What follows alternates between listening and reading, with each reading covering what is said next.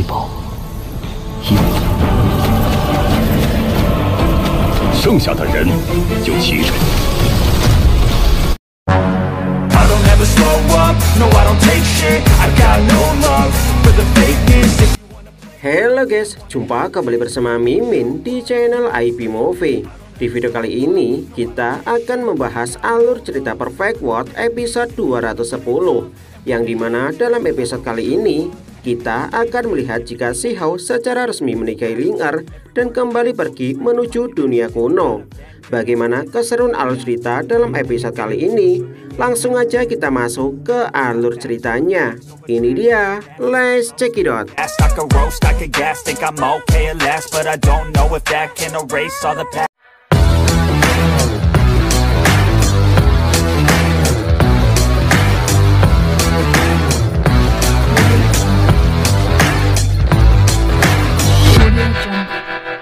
Ketika melintasi lembah api, Si Hao tiba-tiba dikejutkan oleh kemunculan kakeknya yang langsung menyambut kedatangan Si Hao. Menyadari jika terdapat wanita cantik yang berada di sampingnya, sang kakek kemudian bertanya kepada Si Hao, siapa gadis tersebut. Namun Si Hao mengatakan jika dia merupakan istrinya yang ingin dia perkenalkan kepada sang kakek, sehingga membuat Ling Er merasa sedikit malu. Singkat cerita, setelah memperkenalkan diri, sang kakek tidak menyangka jika Ling Er merupakan putri dari Kaisar Api. Namun Ling Er mengatakan jika dia sudah mendengar kehebatan yang dimiliki oleh sang kakek ketika berada di alam bawah. Dikarenakan mereka saat ini telah menjadi satu keluarga, sang kakek mengatakan jika pertemuan ini pantas untuk dirayakan. Melihat kedekatan mereka berdua membuat sang kakek merasa sangat senang. Sang kakek mengatakan jika hari ini dia sendiri yang akan menikahkan mereka berdua. Namun Si Hao mengatakan jika ada hal lain yang belum dia sampaikan kepada sang kakek, di mana Si Hao akan menempuh jalan kultivasi yang sangat berbahaya. Bahkan dirinya tidak tahu kapan akan kembali, sehingga saat ini bukanlah waktu yang tepat untuk membicarakan hari pernikahan. Singkat cerita, setelah mendengarkan penjelasan tersebut, sang kakek akhirnya mengerti di mana dia sebelumnya telah salah bicara.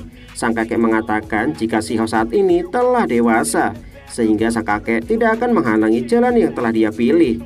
Melihat Ling Er sangat bersedih, Si Hao kemudian langsung menghampirinya untuk menghibur Ling Er. Si Hao mengatakan jika dirinya tidak ingin membicarakan hal ini dan akan mengantarkan Ling Er kemanapun dia mau.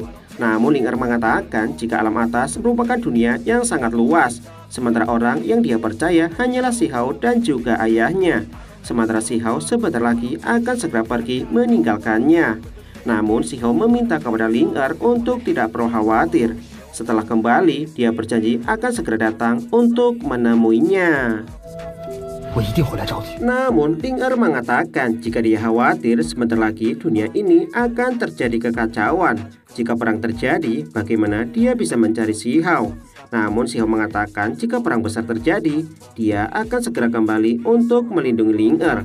Bahkan Si Hao juga berjanji tidak akan pernah melupakan janji yang pernah dia ucapkan. Namun Ling Er mengatakan jika dia hanya ingin Si Hao kembali dengan selamat. Di tengah percakapan tersebut, Si Hao mengatakan jika dia ingin mengantarkan Ling Er menemui ayahnya. Meski pada awalnya Si Hao ingin berpisah dengan Ling Er di depan pintu negara api dan meminta kepada Ling Er untuk menunggu kedatangan ayahnya. Namun Ling Er mengatakan jika dia ingin mengantarkan Si Hao memasuki wilayah terlarang. Namun Si Hao langsung menolak hal tersebut dan meminta kepada Ling Er untuk tetap berada di tempat ini. Tidak berselang lama, Ling Er kemudian meminta kepada Si Hao untuk mengantarkannya di hutan api, di mana dirinya ingin menyendiri di tempat tersebut.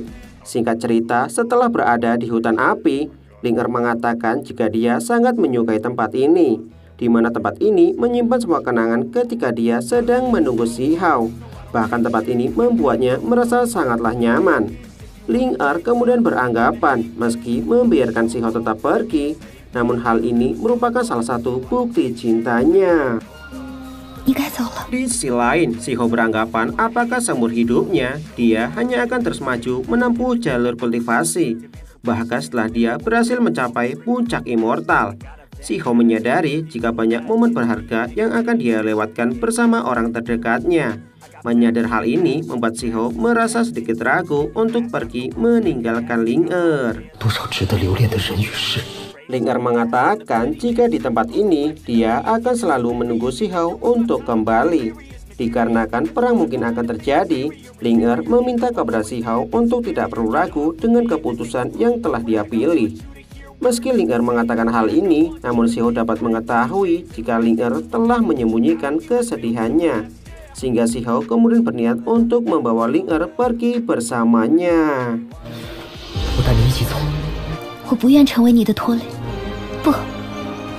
Namun Ling Er langsung menolak hal tersebut dengan alasan jika dia tidak ingin menjadi beban si Hao selama menempuh jalur kultivasi.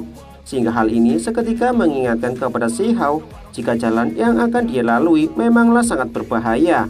Bahkan dia sendiri sedikit ragu apakah dia dapat melindungi dirinya sendiri, terlebih lagi melindungi kekasihnya tersebut. Meski bunga api telah bermekaran, tahun telah berganti. Ling Er berjanji jika dia akan tetap menunggu si Hao. Sehingga si Hao meminta kepada Ling Er untuk menjaga dirinya.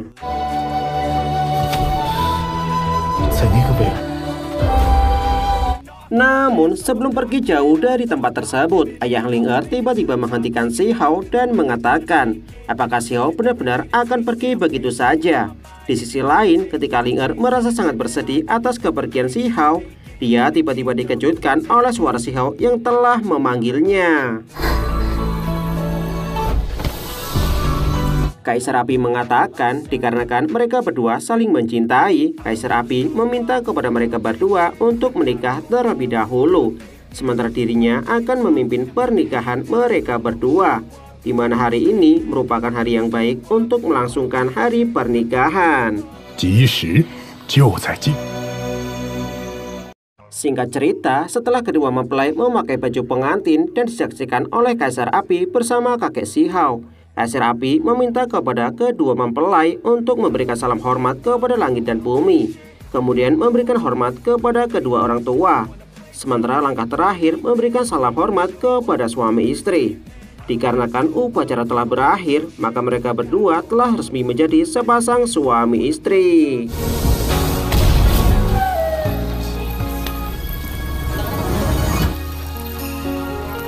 Sang kaisar mengatakan jika mulai saat ini si Hao telah resmi menjadi menantunya, sehingga sang kaisar mengingatkan kepada si Hao. Meski si Hao telah pergi menempuh jalur kultivasi dan mengalami berbagai peristiwa, Kaisar Api meminta kepada si Hao untuk tidak melupakan Ling Er yang selalu menunggunya di tempat ini.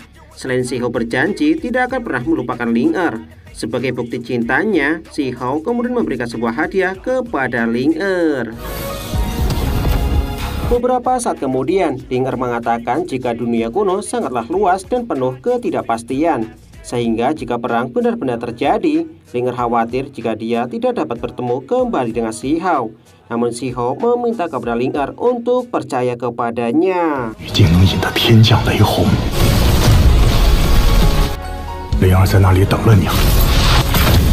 Singkat cerita, hari telah berlalu dengan begitu cepat. Sambil memandang indahnya bulan purnama, si Hao bersama Ling Er sedang asik menikmati momen-momen kebersamaan mereka berdua. Hingga pada akhirnya pagi pun telah tiba, yang dimana Ling Er mengizinkan si Hao untuk pergi, sementara dia akan tetap menunggunya.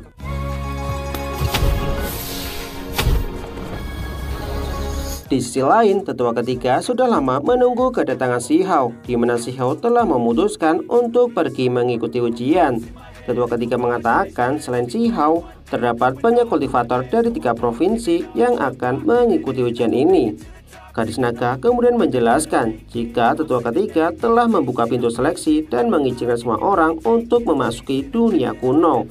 Jika berhasil menemukan kota kuno, maka peserta tersebut akan dianggap lulus dan diperbolehkan bergabung dengan Akademi Tianzhen.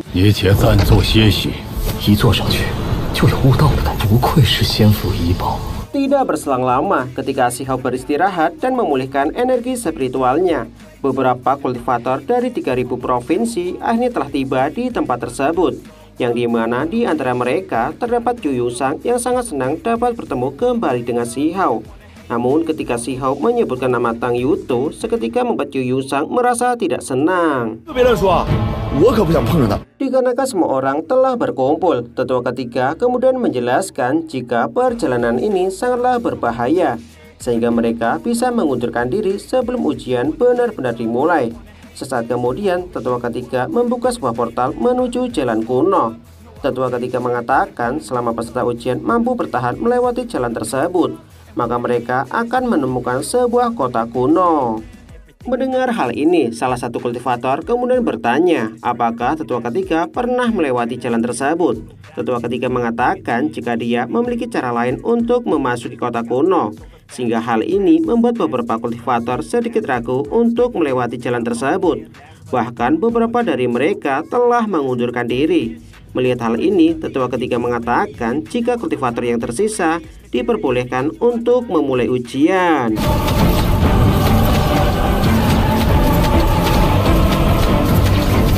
Melihat hal ini, tetua ketiga tidak menyangka jika dia sendiri yang mengantarkan generasi muda menuju jalan kuno. Dikatakan jika jalan ini setara menuju jalan kematian. Sesampainya di kota kuno, Si Hao tidak menyangka jika semua orang telah berpisah ketika tiba di tempat ini. Tidak berselang lama, sebuah suara jeritan terdengar tidak jauh dari posisi Si Hao. Merasa terkejut mendengar hal ini, Si Hao kemudian berjalan menuju sumber suara tersebut. Tidak berselang lama ketika Si Hao dikejutkan oleh sebuah serangan. Salah satu kultivator kemudian berlari ke arah Si Hao. Namun ketika Si Hao hendak menolong orang tersebut, sebuah kekuatan misterius tiba-tiba menariknya. Menyadari jika terdapat seorang pembunuh yang bersembunyi di dalam hutan, Si Hao kemudian menggunakan teknik pupil ganda untuk mencari orang tersebut. Namun Si Hao tidak menyangka jika dia akan menerima serangan kejutan, sehingga memaksa Si Hao untuk melepaskan teknik tebasan pedang kuno. Menyadari jika musuh masih terus bersembunyi, Si Hao kemudian menggunakan teknik dao dari pedang kuno untuk memaksa musuh keluar dari tempat persembunyiannya, di mana musuh tersebut merupakan sisa-sisa dari peninggalan kuno yang menjadikan manusia sebagai sumber makanannya.